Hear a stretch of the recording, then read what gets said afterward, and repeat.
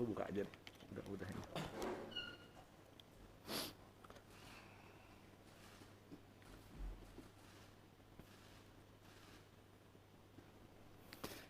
Assalamualaikum warahmatullahi wabarakatuh. Salam sejahtera untuk rekan-rekan sekalian. Selamat tahun baru. Mudah-mudahan tahun baru ini Indonesia menjadi lebih sehat. Bapak Ibu, kami tadi baru rapat terbatas dengan Bapak Presiden mengenai penanganan stunting dan penerapan teknologi digital dalam konteks sistem pemerintahan berbasis elektronik terhadap penurunan stunting. Bapak Presiden secara spesifik mendapat informasi bahwa Sumedang merupakan salah satu kabupaten yang baik penerapan SPBE-nya dan menggunakan SPBE ini sebagai basis data untuk menurunkan stunting, sehingga Pak Bupati diminta memaparkan apa yang sudah dilakukan oleh beliau. Nah, kalau saya boleh memberikan sedikit summary, yang pertama adalah bahwa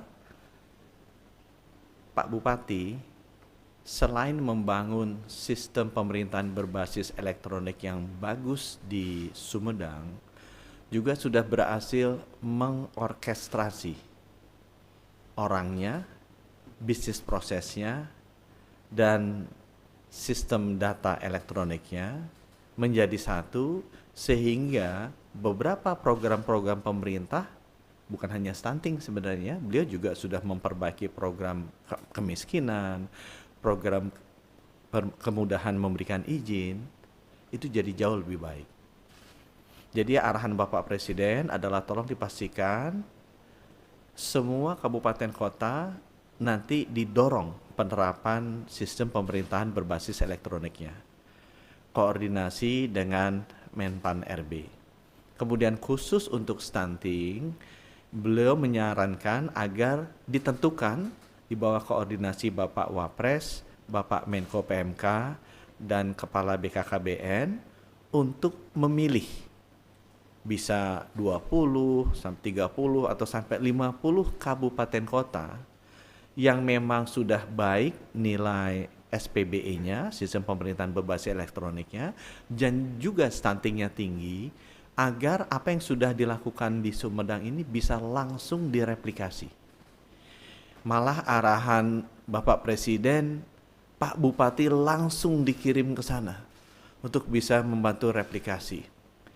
Bukan sebagai pejabat bupati, karena sekarang kan lagi ramai pejabat bupati, bukan. Tapi langsung dikirim ke sana untuk bisa mereplikasi, membantu bupati dan wali kota di daerah-daerah yang memang stuntingnya masih tinggi, tapi nilai SPBE-nya mencukupi, agar bisa segera mengulangi suksesnya beliau. Dan Pak Bupati juga saya terima kasih, nanti Pak Bupati bisa sharing sedikit, karena Pak Bupati ini bekerja sama dengan Telkomsel, ini Dirutnya juga mendampingi kami, nanti juga bisa share sedikit ya Pak Dirut, bagaimana membangun sistem aplikasi yang bisa digunakan mulai dari level kader posyandu, dikurasi oleh puskesmas, naik ke dinas kesehatan, didukung oleh Bapeda dan Sekda, menjadi satu ekosistem yang terintegrasi. Nah, integrasi ekosistem ini yang terorkestrasi oleh Pak Bupati, inilah yang mau kita replikasi. Dan beliau, Pak Dirut, udah setuju, bersedia untuk menyumbangkan aplikasinya di awal tahun baru 2023 untuk kabupaten kota lain yang membutuhkannya. Jadi terima kasih Bapak Bupati, Pak Dirut Telkomsel, ini amal ibadah Bapak di hari pertama kita bekerja. Terima kasih. Wassalamualaikum warahmatullahi wabarakatuh. Saya persilakan Bapak Bupati Sumedang. Silakan. Terima kasih Pak Menkes. Assalamualaikum warahmatullahi wabarakatuh. Rekan wartawan saya hormati, hari ini saya bersyukur, berbahagia diundang langsung oleh Pak Presiden dalam rapat penanganan stunting di negara Indonesia. Dan tadi saya menyampaikan best practice berkaitan dengan penanganan stunting yang dilaksanakan di Kabupaten Sumedang, di mana penurunannya cukup tinggi, turun dari Baseline 2018 kami 32,2 dan tahun ini di angka 8,27 2022. Apa yang kami lakukan? Intinya kami menggunakan teknologi sebagai tools, yaitu sistem pemerintahan berbasis elektronik. Kami punya platform namanya Simpati, sistem pencegahan stunting terintegrasi. Dalam platform ini bagaimana seluruh stakeholders bisa paham bagaimana cara mengatasi stunting. Yang kedua, paham bagaimana menggunakan aplikasi Simpati, karena setiap bulan pengembangan balita, posyandu kami menginput data lingkar kepala, berat badan, tinggi badan. Kemudian di setiap desa itu nanti ada berbagai kendalanya. Jadi di platform ini ada spasial, data spasial kewilayahan, mana kecamatan, desa titik stunting. Yang kedua adalah statistik. Ada by name by address-nya, siapa yang stunting, kemudian ada dana analitiknya. Bagaimana tiap desa itu stuntingnya karena apa. Di tiap desa ada kendala permasalahan stunting yang berbeda-beda, kemudian melalui artificial intelligence kita kasih rekomendasinya. Jadi penanganan stunting diintervensi tiap desa berbeda. Inilah bagian dari mengkolaborasikan, mengorkestrasikan seluruh komponen yang ada untuk menangani stunting. Jadi dalam melakukan sebuah perubahan pasti tidak terlepas dari people, kemudian proses dan juga teknologinya. Kami sudah lakukan itu, dan tentunya SPBE bukan hanya urusan teknologi semata, tapi SPBE berkaitan dengan e-gov, berkaitan dengan people dan good governance-nya. Disinilah bagaimana setiap pemimpin harus bisa mengorkestrasi, memobilisasi dan mengorkestrasi seluruh komponen untuk bisa bersama-sama menangani stunting. Dan tadi Pak Presiden meminta saya sendiri untuk keliling ke tiap provinsi. Kemudian aplikasinya pun tentunya kita berikan lewat Pak Menkes, karena inilah kontribusi mudah-mudahan dari Sumedang untuk negara Indonesia, bagaimana kita berkewajiban tidak boleh meninggalkan generasi yang lemah. Dan tentunya apa yang kita buat harus berbasiskan data. Jadi kata kuncinya, good data make a good decision and good result. Itulah yang kami lakukan. Apapun yang dibuat kebijakan, program dan kegiatan harus pendekatan saintifik, harus berbasiskan data, dikelola dengan digitalisasi dan juga pendekatan kolaborasi, diantaranya kami dengan Telkomsel. Jadi seluruh setiap posyandu kami dilatih Pak Ibu. Kader posyandu dilatih bagaimana dia paham akan stunting dan paham akan aplikasi, dan diberikan smartphone. Satu posyandu satu. 1.705 posyandu kami diberikan smartphone. Terima kasih pada Telkomsel. Ya, saya bersyukur atas bantuan tersebut, dan Tuhan telah menyampaikan kalau kita bersyukur atas bantuan tersebut, yang memberi bantuan akan nambah-nambah bantuannya. Terima kasih Pak Menteri, mohon maaf. Allahul muwaffiq wal muthoriq. Assalamualaikum warahmatullahi wabarakatuh. Terima kasih Pak Menteri, Pak Bupati. Bismillahirrahmanirrahim. Assalamualaikum warahmatullahi wabarakatuh. Kami mewakili bagian daripada BUMN, di mana Pak Erik selaku Menteri BUMN selalu mengarahkan dua hal bagi Telkom Group, yaitu Telkom pertama berkonsentrasi di B2B, yaitu konsentrasi di data center, infrastruktur, IT business, dan tentunya untuk segmen di korporasi dan BUMN.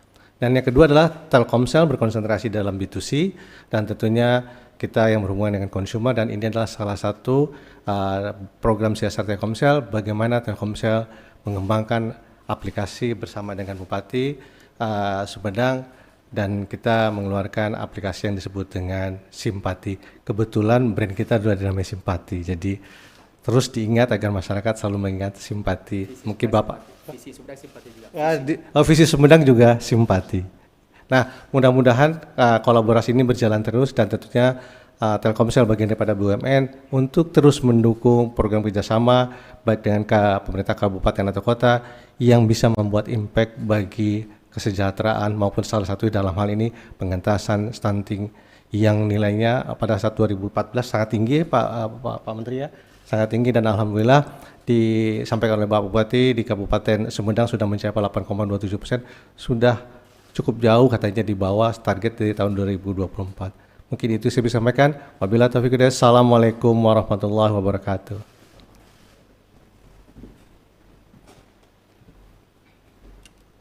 Silakan. Assalamualaikum Bapak. Selamat siang. Saya memiliki beberapa pertanyaan untuk Bapak Bupati dan Pak Dirut Telkomsel. Yang pertama untuk Bapak Bupati, boleh diceritakan dari awal Pak, bagaimana ketertarikan penggunaan aplikasi ini? Kemudian di manakah kunci sukses keberhasilan aplikasi ini?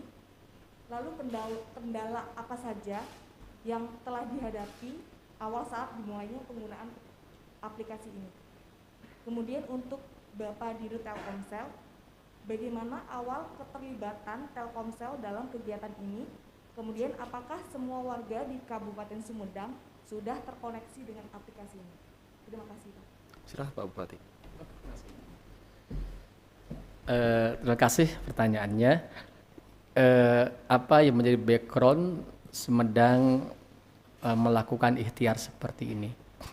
Pertama tentunya pemimpin dimanapun harus berangkat dari masalah dan dia harus paham akan masalah, kemudian membuat kebijakan, program dan kegiatan yang berdampak untuk mengatasi masalah. Kebetulan stunting Sumedang ini 2018 ini cukup tinggi, 32,2 di nasional, sehingga oleh tim nasional penanggulangan kemiskinan itu dijadikan lokus 100 kabupaten kota yang stuntingnya tinggi untuk diintervensi sehingga ada percepatan penurunan. Oleh karena itulah bagaimana bisa cepat menurunkan angka stunting, kami tentunya harus melakukan digitalisasi. Harus membuat sebuah platform yang bisa mempermudah, mempercepat dalam mengambil keputusan dan sehingga akhirnya penurunan stunting akan tercapai. Karena dengan platform ini manajemen data akan baik, data yang baik akan mendorong efektivitas program yang efektif akan tepat untuk menurunkan angka stunting. Kemudian setelah itu kami latih para kader Posyandu, kan mereka ujung tombak di lapangan yang senantiasa berhadapan dengan balita seperti itu. Nah ini kendalanya apa? Memang merubah mindset itu. Bagaimana untuk merubah mindset? Butuh karakter building, butuh capacity building, butuh coaching dan juga mentoring. Sehingga kami membuat tim yang datang ke lapangan untuk memberikan pelatihan dan pendampingan bagi setiap kader-kader Posyandu. Bahkan ketika memulai kami ada call centernya, apa kendala yang ada di lapangan yang bisa langsung disampaikan lewat call center dan nanti dibantu penyelesaiannya. Nah, apakah masyarakat Sumedang bisa mengakses ini? Ibu apapun bisa sekarang mengakses. Kalau mau melihat stunting di kami punya sebuah platform namanya WA Kepo. Istilah kepoin ya, jadi serba ingin tahu. Memang Pak Menteri Sumedang ini pusat ilmu pengetahuan, maksudnya banyak tahunya. Jadi kita punya WA Kepo, nomornya 0811 220 220. Jadi kalau mau masuk ke sana, di sana ada 14 layanan digital kami. Kenapa base-nya messaging base WhatsApp? Karena WhatsApp lebih mudah, nggak usah download lagi. Jadi lebih familiar, kita follow the people berkaitan dengan penggunaan WhatsApp tadi. Jadi nanti di nomor tadi save WA Kepo, tulis simpati. Nanti akan keluar 14 menu kami, feature kami, dan di sana ada layanan digital unggulan. Buat KTP bisa langsung di sana, buat izin bisa langsung di sana dan sebagainya. Termasuk ada simpati di sana. Jadi Ibu bisa menggunakan Bapak di menu tadi ada yang masyarakat, bisa buka di sana. Jadi semuanya bisa mengakses. Karena kami ingin stakeholders paham akan akan platform ini, paham akan masalahnya, paham akan rekomendasinya, karena di platform ini ada rekomendasinya dan bisa dieksekusi bersama-sama. Misalnya ketika bagi stunting di desa, menentukan dana desa itu untuk stunting, apa yang harus ditetapkan program di desa itu. Datanya diambil dari sana, itu contohnya. Cuma ada beberapa yang fiturnya eksekutif itu mungkin pakai password itu. Kalau yang masyarakat, ada yang untuk kader posyandu, untuk puskesmas, bisa diakses seluas-luasnya. Itu mungkin, terima kasih. Pertanyaan kedua, kenapa Telkomsel sangat berminat dalam bekerja sama dengan Bupati Sumedang? Ada 4 hal. Yang pertama, kita melihatnya why-nya. Karena niat baik dari Pak Bupati, bagaimana menurunkan stunting itu. Dan beliau juga sudah cukup paham bagaimana menjelaskan how-nya dalam pelaksanaannya dan apa yang diinginkan dari Telkomselnya. Nah, dari ketiga hal tersebut tentunya Telkomsel sangat tertarik untuk bekerjasama dengan Bupati Sumedang. Dan terakhir, kita juga selalu melihat impact-nya. Dan kita melihat impact-nya sangat besar, tidak hanya bagi Bupati Sumedang, tentunya bagi Indonesia. Apabila stunting ini bisa diturunkan sangat signifikan, begitu Pak Menteri ya. Jadi kita melihat ada 4 hal tadi, impact-nya sangat besar buat negara ini, dan tentunya prototipe di Sumedang ini tentunya kalau bisa dikembangkan ke kabupaten lainnya, seperti yang sudah disampaikan oleh Pak Bupati, sangat bermanfaat bagi Indonesia ke depan. Terima kasih. Ada satu lagi. Dari Koran Kompas ke Pak Menkes, Pak. Yang pertama, Pak, World Population Review, Pak, di Oktober 2020 menyebut bahwa IQ masyarakat Indonesia berada di urutan 130 ya Pak ya, dari 199 negara, dan urutan terakhir gitu Pak di ASEAN. Nah, seberapa optimis Pak bahwa pemanfaatan teknologi informasi ini akan mendongkrak ini ya Pak ya, target pengentasan stunting di Indonesia? Itu yang pertama Pak. Yang kedua Pak, terkait PPKM Pak yang sudah dihapus oleh Presiden gitu Pak, regulasi seperti apa Pak yang akan disiapkan gitu Pak oleh pemerintah ke depan sebagai pengganti PPKM ini, karena belum ditetapkan sebagai endemi ya Pak ya. Itu aja Pak, makasih. Jadi yang pertama mengenai kematangan tingkat teknologi informasi. Tadi Pak Anas, Menteri Pan-RB juga menyampaikan. Nah, yang disampaikan oleh beliau adalah maturitas dari teknologi informasi dibandingkan juga dengan populasi negaranya. Karena itu berbeda ya, negara yang kecil otomatis akan lebih mudah meningkatkan maturitas dari teknologi informasi nasionalnya dibandingkan dengan negara yang besar. Indonesia rankingnya bukan di atas, tapi relatif lebih baik dari yang disampaikan tadi. Ya, jadi nanti bisa tanya Pak Anas, kalau nggak salah EDGI namanya, itu Global Index juga. Indonesia masih punya banyak kesempatan untuk memperbaiki. Kalau saya melihatnya begitu, kesempatannya besar sekali. Nah, disampaikan juga oleh beliau bahwa meningkatnya maturitas dari penerapan sistem informasi, khususnya di government, ya, di pemerintahan, itu bukan hanya masalah stunting. Korupsi juga turun jauh. Kemiskinan juga turun jauh karena data-datanya nanti lengkap ada dan kita jelas intervensinya mau melakukan apa. Seperti contohnya dilakukan Bupati Sumedang itu by name, by address, by lokasi, fotonya aja kelihatan. Ya, jadi dengan adanya maturitas teknologi informasi di setiap pemerintahan itu akan sangat membantu pemerintahan untuk maju di semua sektor, bukan hanya di stunting saja. Nah, mengenai PPKM ini dibikin, teman-teman, kemarin ya kita sampaikan, ini adalah bagian dari transisi dari pandemi menjadi endemi. Apa yang penting dari transisi pandemi menjadi endemi?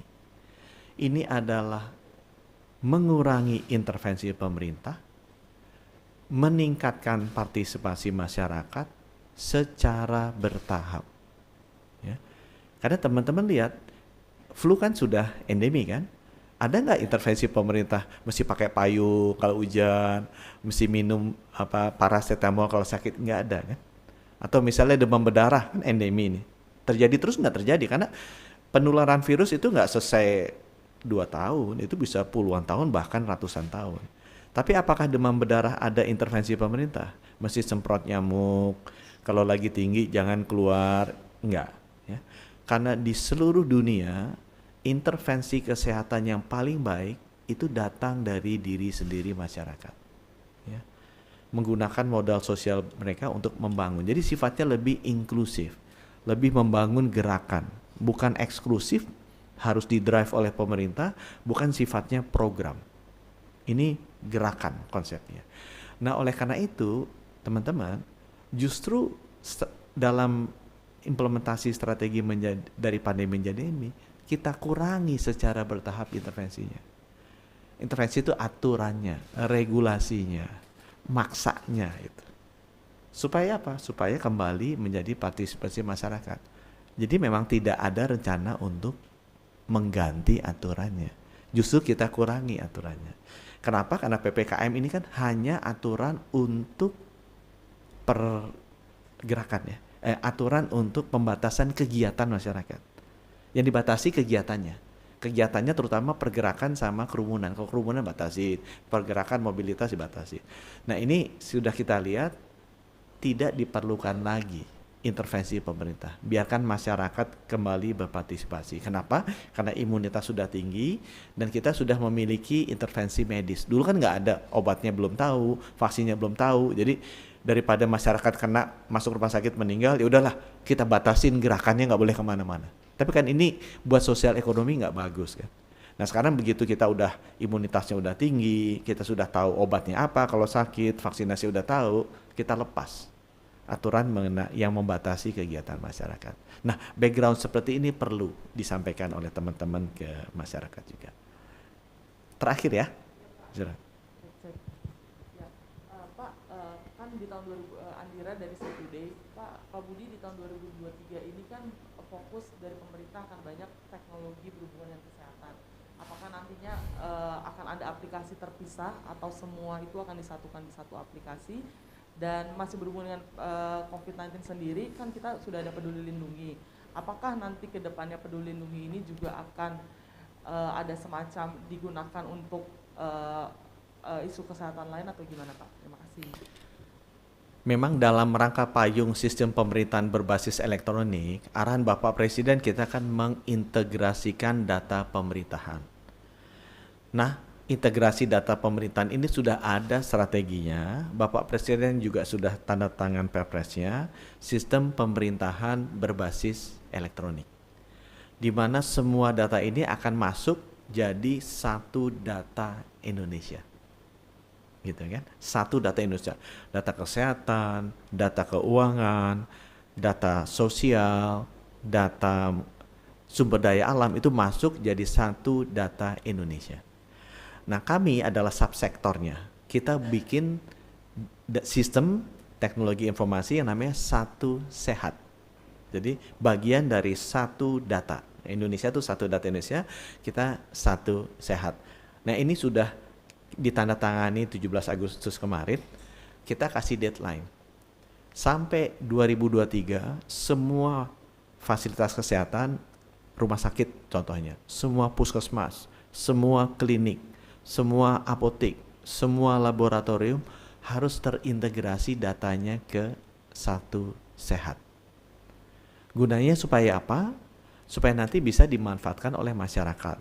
Nanti Peduli Lindungi akan kita transformasikan ke platform Satu Sehat. Di mana teman-teman yang udah punya, karena udah download, tetap bisa pakai. Cuma fungsinya bukan hanya untuk vaksin sama scanning aja. Bisa tahu imunisasi yang anak kita udah pakai apa. Kemudian kalau kita dicek darah misalnya di laboratorium contohnya Prodia, masuk datanya ke situ. Kita general check up ke rumah sakit, masuk bukan hanya data tulisannya, sampai data image, sampai video CT scan MRI-nya masuk. Kalau kita beli obat di apotek, masuk. Kalau kita pakai Apple Watch atau Samsung Watch, masuk. Sehingga terintegrasi dan jadi milik individu. Sekarang kan dimiliki oleh fasilitas kesehatan, itu nanti akan jadi milik individu.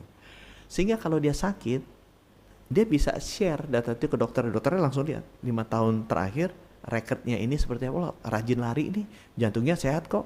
Dia nggak pernah check up ada catatan jantung, tapi ususnya ada catatan suka sakit perut, suka beli obat-obatnya di apotek, suka obat-obat sakit perut. Nah, jadi dokternya akan jauh lebih cepat tahu. Dan ini nanti bisa digunakan oleh pemerintah daerah, oleh dinas kesehatan untuk memahami population health, kesehatan populasi di level kecamatan, level desa, level kabupaten kota, sehingga intervensinya nanti jadi lebih pas, spesifik, berbasis data, efektif dan efisien. Jadi memang rencananya ke sana, dan kami mengharapkan di akhir tahun 2023 sudah selesai, semua terintegrasi sehingga di 2024 tinggal kita memanfaatkannya saja. Terima kasih ya teman-teman, dan selamat sekali lagi, selamat tahun baru, salam sehat.